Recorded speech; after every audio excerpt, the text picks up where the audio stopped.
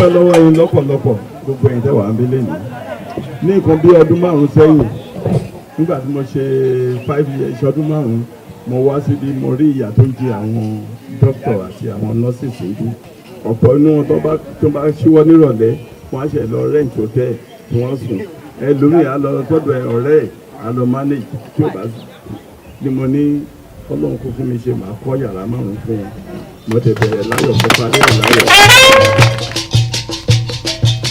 ó ṣe bá ọba Àwórì pátápátá ó ṣe bá ọba Àwórì pátápátá ẹ̀tí wóró gbàdó ìgbẹ́sà ẹ̀tí wóró gbàdó ìgbẹ́sà ọjọ́ ràwọ̀ ìdèbè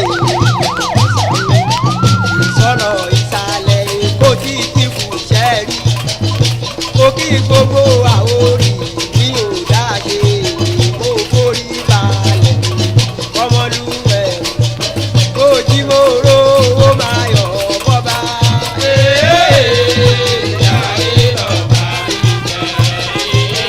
àròjọ ọmọ ìgboro mo ṣe bá wọn.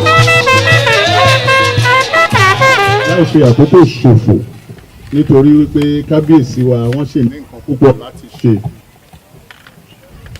àwọn náà la bá wá síbí ọdún 10 lélẹ́yìí tí wọ́n wà ní orí àlééfà bàbá ńlá wọn tí a ti ṣe sílẹ̀ fún ayẹyẹ ọdún 10 bàbá wa òun náà ní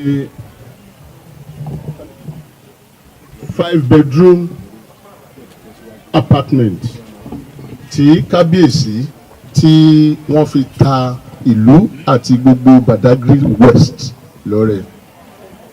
nísìnyí màá pe the vice chairman of the Badagry West LCDA Honourable Rauf Kayode.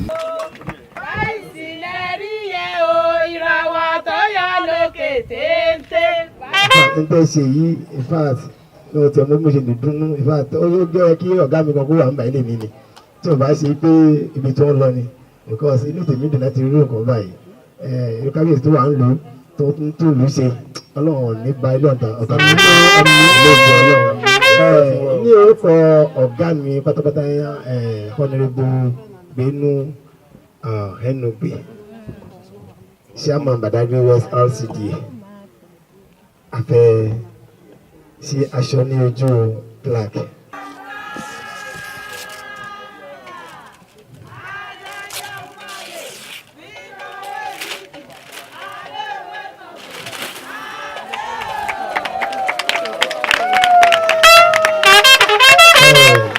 Mùsùlùmí á ní ọba àgbẹ̀ ọlọ́run bá tóbi.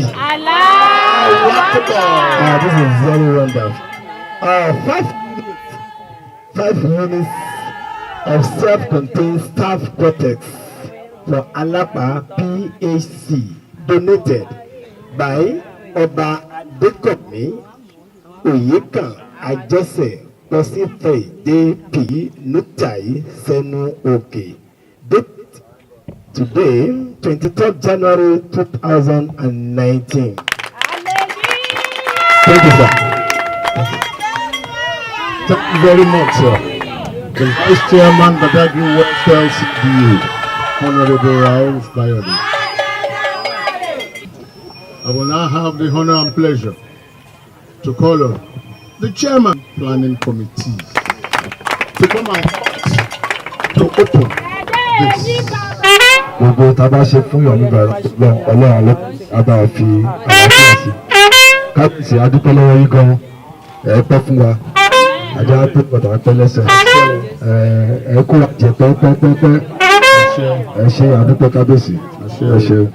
And for the use of humanity.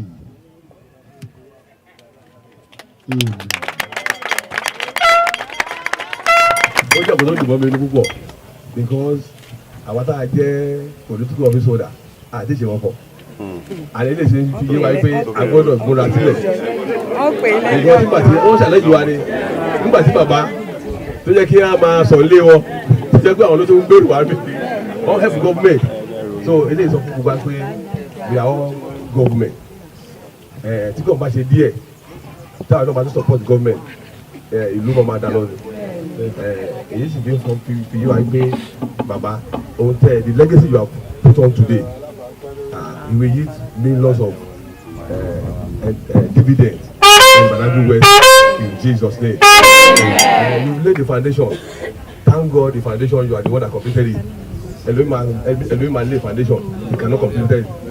But Baba was not lay foundation, he began and he finished it. So Baba, ẹ ti bẹ̀rẹ̀ oyè yìí. Ọ̀gá mi sọ tẹ́lẹ̀ pé ẹ máa pẹ́ ju bàbá àná lọ. Èèyàn pẹ́ kọ́ bọ̀ kó pẹ́ nínú àlàáfíà kó pẹ́ nínú ọlá àárẹ̀ àwọn ọba mi ìtọ́ ẹ pé ṣàkóṣàkó ni wọ́n ṣùgbọ́n ọba táwa ní Badagry West.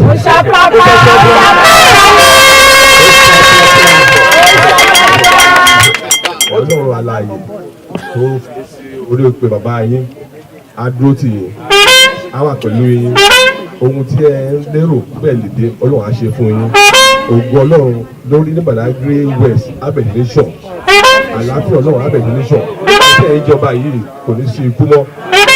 On behalf of the Medical Officer of Health in Apex CNO, we say thank you very much, sir.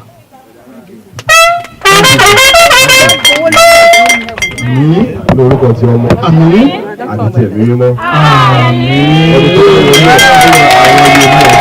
mo dúpẹ́ lọ́wọ́ yín lọ́pọ̀lọpọ̀ gbogbo ẹ̀yin tẹ́ wà ń bí lẹ́yìn ní nǹkan bí ọdún 5 sẹ́yìn nígbà tí mo ṣe 5 years ọdún 5 mo wá síbi mo rí ìyà tó ń jẹ àwọn dókítà àti àwọn nọ́ọ̀sì síbí ọ̀pọ̀ inú wọn tó bá ṣíwọ́ nírọ̀lẹ́ wọ́n á ṣe lọ rẹ́ǹtì hòtẹ́ẹ̀ tí wọ́n sùn ẹlòmíì á lọ tọ́jú ọ̀rẹ́ ẹ̀ á lọ manage tí ò bá sùn bí mo ní Ọlọ́run kó fún mi ṣe máa kọ́ yàrá 5 fún wọn mo tẹ̀ bẹ̀rẹ̀ láyọ̀ kó parí ẹ̀ láyọ̀.